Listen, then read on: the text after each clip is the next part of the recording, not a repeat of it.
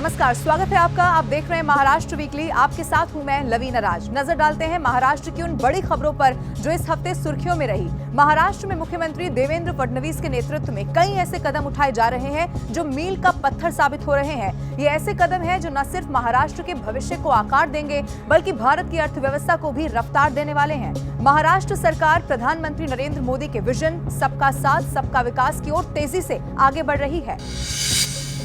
महाराष्ट्र के युवाओं के लिए बड़ी खुशखबरी है। वर्दी पहनकर पुलिस सेवा में योगदान देने के लंबे इंतजार को सरकार ने अब खत्म कर दिया है।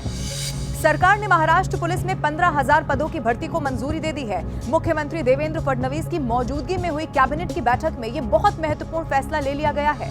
भर्ती प्रक्रिया 2024 में खाली हो चुके और 2025 में खाली होने वाले पुलिस पदों की समीक्षा अब शुरू होगी। OMR सिस्टम के जरिए इस परीक्षा को आयोजित किया जाएगा, जो कि चयन प्रक्रिया को निष्पक्ष और पारदर्शी बना देने वाला है। सरकार की तरफ से कहा गया कि पुलिस सेवा में युवाओं के आने से सशस्त्र बलों को मजबूती मिलेगी और साथ ही रोजगार के नए दरवाजे खुलने वाले हैं।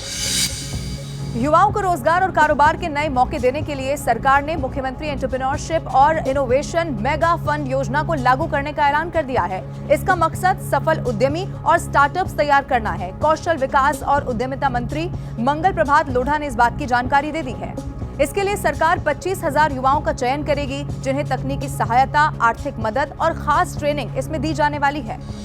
सरकार के पास 30 लाख ऐसे युवाओं का डेटा है जो खास तौर पर स्किल डेवलपमेंट प्रोग्राम का हिस्सा बन चुके हैं। इस डेटा के आधार पर योग्य युवाओं का चयन AI यानी कि आर्टिफिशियल इंटेलिजेंस तकनीक पर आधारित परीक्षा के जरिए होने वाला है। सीएम देवेंद्र फडणवीस ने राज्य के सभी सरकारी स्कूलों में बेहतर इंफ्रास्ट्रक्चर उपलब्ध कराने के निर्देश दिए हैं। उन्होंने जिले के प्रभारी मंत्री और जिला कलेक्टर को इन सुविधाओं को लागू करने में प्राथमिकता देने को भी कह दिया है। सीएम फडणवीस का मानना यह है कि स्कूलों में गुणवत्तापूर्ण शिक्षा के साथ साथ सुरक्षित, स्वस्थ और सुखद माहौल भी होना चाहिए, ताकि अभिभावकों का झुकाव सरकारी स्कूलों की तरफ बढ़ सके। इस संबंध में उन्होंने शिक्षा मंत्री दादा भुसे से बातचीत कर जमीनी हालात और समस्याओं की जानकारी भी ली है।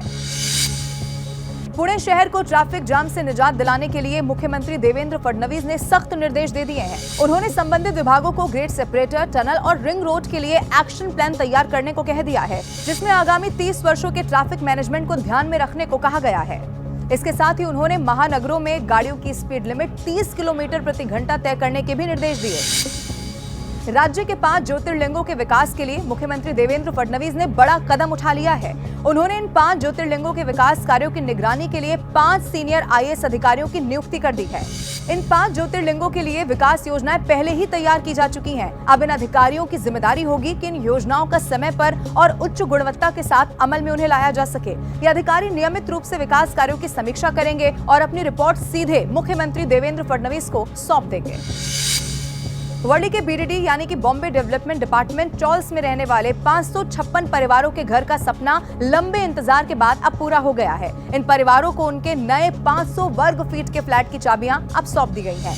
इन्हें घर दिलाने के लिए सरकार ने 8 पुनर्विकास परियोजनाओं में से विंग D और E को तैयार किया था। एक समारोह में पुनर्विकास अभियान में सक्रिय 15 परिवारों के साथ कुछ सीनियर सिटीजन को मुख्यमंत्री देवेंद्र फडणवीस और उप मुख्यमंत्री एकनाथ शिंदे ने खुद घर की चाबियां दी है। बाकी परिवारों को माडा दफ्तर में चाबियां दी गई। बीड जिले को हरियाली का नया उपहार दिया गया है। एक ही दिन में 30 लाख से ज्यादा पौधे लगाकर रिकॉर्ड बना दिया गया। इस मौके पर राज्य के उप मुख्यमंत्री और बीड के प्रभारी मंत्री अजीत पवार ने ग्रीन बीड अभियान की सराहना की है। उन्होंने कहा कि पौधों का संरक्षण और संवर्धन हम सबकी जिम्मेदारी है। जिला प्रशासन ने 1 साल में 1 करोड़ पौधे लगाने का लक्ष्य तय किया। अजित पवार ने लोगों से अपील की है कि वो आगे आकर इस अभियान के संकल्प को पूरा करें और हरियाली बढ़ाने में अपना योगदान दें। मराठी फिल्मों को ज्यादा से ज्यादा थिएटर उपलब्ध कराने की दिशा में राज्य सरकार ने एक बड़ा कदम उठा लिया है। सांस्कृतिक कार्य मंत्री आशीष शेलार ने महाराष्ट्र में थिएटर की समस्याओं का आंकलन करने के लिए संबंधित विभागों की जॉइंट कमेटी बनाने का आदेश दे दिया है। इस समिति में शहरी विकास, गृह, राजस्व, वित्त, सांस्कृतिक कार्य विभाग के एक्सपर्ट शामिल बताए जा रहे हैं। समिति को निर्देश दिया गया है कि गहन अध्ययन के बाद 2 महीने के भीतर अपनी रिपोर्ट सौंप दी जाए। महाराष्ट्र वीकली में इस सप्ताह इतना ही। राज्य की संस्कृति और विकास से जुड़ी हुई महत्वपूर्ण खबरें हम आप तक लगातार पहुंचाते रहेंगे। अगले हफ्ते देखना ना भूलिए महाराष्ट्र वीकली।